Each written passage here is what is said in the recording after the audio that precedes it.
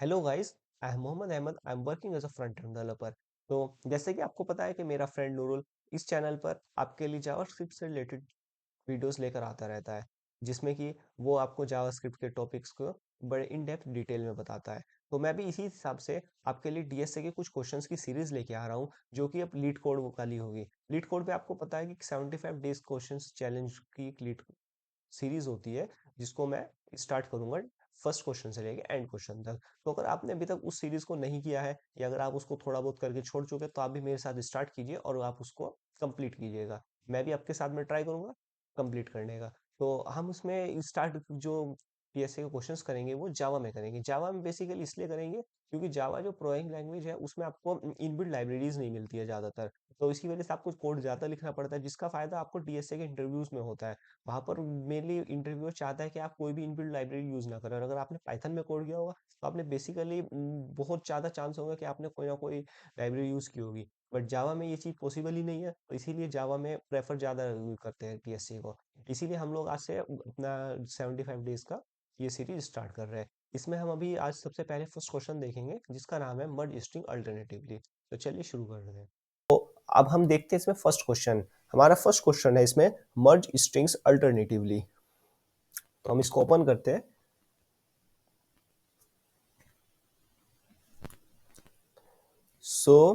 इसमें मर्ज string alternatively में क्या है कि हमारे पास में दो वर्ड दिए हुए हैं, word one and word two. ये दोनों ही स्ट्रिंग्स है और हमें इनको अल्टरनेटिवली मर्ज करना है। जैसे कि मैं आपको दिखाता हूँ कि यहाँ पर वर्ड वर्ड वन है एबीसी एंड वर्ड टू है पीक्यूआर। तो हमको जैसे अगर हमें इसको मर्ज करना होगा, तो ये हमारी हमें मर्ज करके एक नई स्ट्रिंग रिटर्न करनी है। तो इसमें हमारे पास क्या रहेगा कि यहाँ पे हमारे पास में सबसे पहले तो वर्ड वर्ड वन का आ जाएगा, फिर उसके बाद में वर्ड टू का आ जाएगा, फिर उसके बाद में हमारे पास में फिर से दोबारा से, अभी तो वर्ड वन का आया हमारा फर्स्ट लेटर, फिर वर्ड टू का हमारा फर्स्ट लेटर आ गया। अब हमारे पास जो है वर्ड वन का हमारे सेकंड लेटर लाना है। तो अब हमारा बी आ जाएगा यहाँ पे, फिर हमारा वर्ड टू का हमारा सेकंड लेटर आएगा, तो इसमें आ जाएगा यहाँ पर क्यू। फिर हमारा वर्ड वन का हमारा थर्ड लेटर आएगा, जो कि हमारा हो जाएगा सी। और वर्ड थ्री का हमारा जो थर्ड लेटर आएगा वो हो जाएगा आर। तो हमारी बेसिकली जो नई मर्ज होने के बाद में स्ट्रिंग बनेगी वो हमारी ये बन गई है। मैं आपको लिख भी देता हूँ यहाँ पर, न्यू स्ट्रिंग जो बनेगी हमारी, ये बन गई है A P B Q C और आर। तो इसमें जो है हम लोग जैसे कि देख सकते हैं, ये हमारी मर्ज होने के बाद में नई स्ट्रिंग बनी है। हमें बेसिकली इसमें बस खाली यही स्ट्रिंग्स को मर्ज करना है। लेकिन प्रॉब्लम कहाँ पर आएगी, जब हमारे पास में सेम लेंथ की स्ट्रिंग्स ना दी हुई हो। जैसे कि इसमें ए बी दिया हुआ है और पी क्यू आर एस दिया हुआ है। तो ए बी और पी क्यू तो हमारा नॉर्मली हो गया, हमारा ए आया, फिर पहले फिर बी पी आया, फिर बी आया और फिर क्यू आया। बट ये जो आर एस है मेन, इसकी प्रॉब्लम है। ये हमारे पास क्वेश्चन में पहले से गिवन भी है। If a string is longer than the other, append the additional letter onto the end of the merge string। यानी कि ये जो बोल रहा है कि अगर हमारी स्ट्रिंग बड़ी होगी दूसरी वाली से, तो उसके जो लेटर्स बच गए हैं उनको डायरेक्टली अपेंड कर देंगे। जैसे इसके अंदर आर एस हमारा बच गया था, तो ये हमारा आर एस डायरेक्टली लास्ट में आ गया है। इसी तरीके से हमें क्या करना होगा कि ए बी सी डी जो हमारा था और पी क्यू आर एस, तो ए आया, फिर पी आया, फिर बी एंड देन क्यू, फिर जो हमारा सी डी बचा था, हमारा सी डी डायरेक्टली यहाँ पर आ गया है। तो इसी चीज को हम लोग अभी इसमें कोड से देखेंगे। बट फर्स्टली हमें क्या करना होगा कि पहले हम एक कोड लिख लेते हैं जिसमें हम नॉर्मल स्ट्रिंग को, जैसे कि अगर दोनों का सेम लेंथ होगा तो उसको ऐड कराएंगे, और फिर उसके बाद में हम इसको चेक करेंगे। तो अभी हम सबसे पहले एक इंट n ले लेते हैं, जिसको हम वर्ड वन डॉट लेंथ ले लेते हैं। देन क्या करेंगे, हम एक m ले लेंगे, उसको हम वर्ड टू डॉट लेंथ ले लिया है। अब एक हम इसमें अभी से क्या करते हैं कि हम इसमें लूप चलाएंगे फर्स्टली। और लूप में क्या करना होगा हमें कि हम पहले वर्ड वन पे जाएंगे, मतलब पहले ith पोजीशन जो होगी हमारी वो वर्ड वन के फर्स्ट लेटर पे जाएगी, फिर वर्ड टू के फर्स्ट लेटर, देन इसके सेकंड लेटर, देन इसके second letter, then third and fourth, ऐसे हमारा सोन चलता रहेगा। तो इसमें हमें जो चलाना है अपना लूप, हमें जो लूप चलाना है वो हमें जो भी इन दोनों में से छोटा होगा उस तक चलाना है। जैसे कि इसमें इन दोनों में अगर देखें, अगर हम इसमें बड़े वाले के लिए चला देंगे तो प्रॉब्लम ये आ जाएगी कि फिर यहाँ पर आउट ऑफ बाउंड का हमारे पास एरर आ जाएगा, क्योंकि आपको पता है कि एरर जो है हमारा इसमें अगर 2 ही ith पोजीशन है तो उसके आगे नहीं जा सकता है। तो इसीलिए हमें जो है जो भी मिनिमम लेंथ होगी जिसकी, उसके लिए हमें चलाना है। इसके लिए हम अपने यहाँ पर math.min यूज कर लेंगे, जो हम n और m के लिए मिनिमम वैल्यूज निकाल सकते हैं। तो यहाँ पर हमारे क्या हो जाएगा, math.minimum वैल्यूज min जावा का ये कांस्टेंट रहता है, इसको हम यूज कर लेंगे। इससे हमारा मिनिमम वैल्यू आ जाएगी n और m के बीच में। और अब हम इसको हम अपनी अभी स्ट्रिंग बना लेते हैं, एम्प्टी स्ट्रिंग, जिसके अंदर में ये सब कुछ चीजें अपेंड कराना है। तो उसके लिए हम स्ट्रिंग बिल्डर का यूज करेंगे, क्योंकि आपको जावा में पता है कि जो नॉर्मल स्ट्रिंग होते हैं उसके अंदर हम कुछ भी चीजें ऐड नहीं कर सकते, वो एक बार में स्टार्टिंग में ही मतलब कांस्टेंट रहती है, हम उसमें ऐड नहीं कर सकते, कोई उसकी लेंथ के साथ में खिलवाड़ नहीं कर सकते जो जावा में स्ट्रिंग होता है। उसके लिए हमें क्या करना पड़ता है, स्ट्रिंग बिल्डर बनाना पड़ता है। तो हम यहाँ पर स्ट्रिंग बिल्डर एक एसबी के नाम से ले लेंगे, एसबी न्यू स्ट्रिंग स्ट्रिंग, ठीक है। और इसको हम अभी एम्प्टी ले लिया है, क्योंकि हम इसमें अभी एम्प्टी इसलिए ले रहे हैं कि अभी इसमें कुछ है ही नहीं डालने के लिए। अब हम इसको जब लूप चलाएंगे तब हम इसमें ऐड करना शुरू करेंगे। तो सबसे पहले हम लूप चलाएंगे इंट i = 0 से लेकर, और i जो होगा हमारा वो j तक जाएगा, क्योंकि जो j होगा हमारी मिनिमम लेंथ होगी। कोई भी वर्ड 1 या वर्ड 2 होगा, उनकी जो मिनिमम लेंथ है वो हमारी j है। तो उसी के लिए हम जो है j वहां तक चला रहे हैं, और i जो है प्लस प्लस कर देंगे। उसके बाद में क्या करेंगे, हम सबसे पहले वर्ड 1 के साथ में करेंगे, क्योंकि यहाँ पर हमेशा देख रहे हो आप वर्ड 1 को ही हमें सबसे पहले लिखना है। तो इसीलिए हम पहले वर्ड 1 को शुरू करेंगे। वर्ड 1 डॉट, सॉरी, इसमें हम वर्ड 1 को लेंगे, लेकिन सबसे पहले हमें एसबी डॉट अपेंड करना होगा।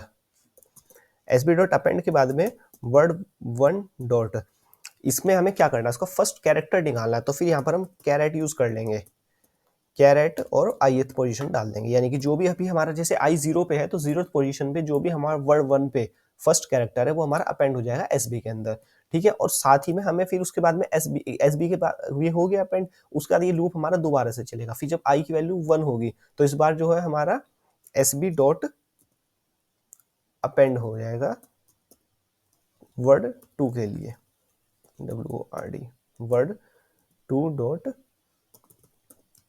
कैरेट ऑफ i, यानी कि अब हमारा जो है ये वर्ड 2 के लिए चल जाएगा। तो इसमें अभी हमारा क्या हुआ है अभी यहाँ तक का, यहाँ में अगर हमारे पास सेम स्ट्रिंग है तो सबसे पहले वो a के लिए मान लीजिए सबसे पहले जो i की वैल्यू है वो 0 है। 0 का मतलब है कि अभी हमारा जब वर्ड 1 पे 0 पे गया तो ये फर्स्ट लेटर हमारा वर्ड 1 का 0 तो यानी कि a है। तो जब a में हमारा एसबी डॉट अपेंड हो गया है, फिर उसके बाद में ये एसबी डॉट अपेंड वर्ड 2 के लिए चलेगा। फिर वर्ड 2 के लिए जब जाएगा तो 0th पोजीशन पे p है, तो फिर हमारे सबसे पहले a ने अपेंड किया, फिर p अपेंड किया, फिर उसके बाद में i की वैल्यू 1 हो गई, और जब 1 होगी तो फिर उस टाइम पे जो है हमारा वर्ड 1 की जो कैरेक्टर ऑफ i, यानी कि i अगर 1 होगा तो यानी कि वो b होगा वर्ड 1 के लिए, और वर्ड 2 के लिए वो q होगा। तो इसके बाद में हमारे ये दोनों अपेंड हो जाएंगे, फिर तीसरा हो जाएगा। ऐसे ही हमारा इसमें भी चलेगा। बट इसमें क्या प्रॉब्लम आएगी कि हमारे पास जब लेंथ इक्वल नहीं होगी तो a और a हो जाए, a और p हो जाएगा, फिर b और q हो जाएगा। बट ये फिर उसके बाद में लूप खत्म हो जाएगा, क्योंकि हमने यहाँ पर मिनिमम वैल्यू तक यानी कि इसकी वैल्यू तक चला रखा है a b की। अब हमें क्या करना होगा आगे का, अगर हमारे पास इसमें बच गए हैं, नंबर्स बच चुके हैं, तो उसके लिए क्या करना होगा। उसके लिए हमारे लिए क्या होगा कि पहले n is greater than m। अगर हमारे पास में n जो है वो बड़ा होगा m से, तो हमें क्या करना होगा, एसबी डॉट अपेंड कर देंगे वर्ड 1 के सब स्ट्रिंग को, क्योंकि जो है अब हमारे पास में जो आगे की चीज है ना वो सब स्ट्रिंग में बचेगी। अब इसीलिए हम लोग यहाँ पर सब स्ट्रिंग के अंदर j पास कर देंगे। j का मतलब यहाँ पर जो मिनिमम वैल्यू होगी, मिनिमम लेंथ होगा, हम उसको पास कर देंगे वर्ड 1 के अंदर।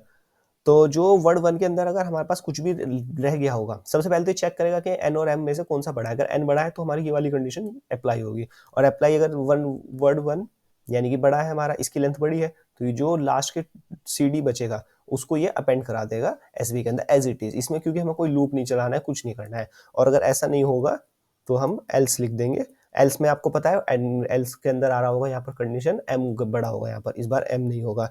तो एसबी डॉट APP अपेंड कर देंगे, और इस बार वर्ड 2 के कर लेंगे, वर्ड 2 डॉट सब स्ट्रिंग के साथ में हम j के साथ इसको कर देंगे। अब इसमें क्या होगा कि वर्ड अगर हमारा m बड़ा होगा तो यानी कि m बड़ा होगा तो वर्ड 2 के लिए चलेगा, यानी कि ये वाली कंडीशन आ जाएगी। जब वर्ड 2 बड़ा होगा तो फिर इसके जो लास्ट के डिजिट बचेंगे वो इसको डायरेक्टली अपेंड कर देगा। इतना करने के बाद में अब हम इसको यहाँ पर स्ट्रिंग में हमें आंसर देना, अब हम इसमें स्ट्रिंग रिटर्न करेंगे और हमारी जो है एसबी को हम रिटर्न कर देंगे। बट हमारे यहाँ पर गलत हो जाएगा क्योंकि हम अभी एसबी रिटर्न कर रहे हैं और एसबी जो है स्ट्रिंग बिल्डर है ना कि स्ट्रिंग, और हमें स्ट्रिंग यहाँ पर जो है रिटर्न करना है। तो उसके लिए हमें क्या करना होगा कि एसबी डॉट टू स्ट्रिंग लिखना होगा। इसको हमेशा याद रखना, string। तो इसको हमेशा याद रखना है आपको कि अगर हम कभी भी स्ट्रिंग बिल्डर यूज कर रहे हैं और उसके साथ में हमने टू स्ट्रिंग नहीं लगाया तो हमारा आंसर गलत आ जाएगा, क्योंकि वो हमारी एसबी जो है वो स्ट्रिंग बिल्डर में अभी स्ट्रिंग में बनी नहीं है। अब यहाँ पर टू स्ट्रिंग के बाद में वो स्ट्रिंग में बन चुकी है। अब हम इसको एक बार रन करा के देख लेते हैं। तो यहाँ पे एक एरर आ गया है, डॉट टू स्ट्रिंग, स्ट्रिंग की स्पेलिंग यहाँ पर गलत हो गई है, string। ठीक है, ये देखिए हमारे तीनों टेस्ट केस पास हो चुके हैं यहाँ पे।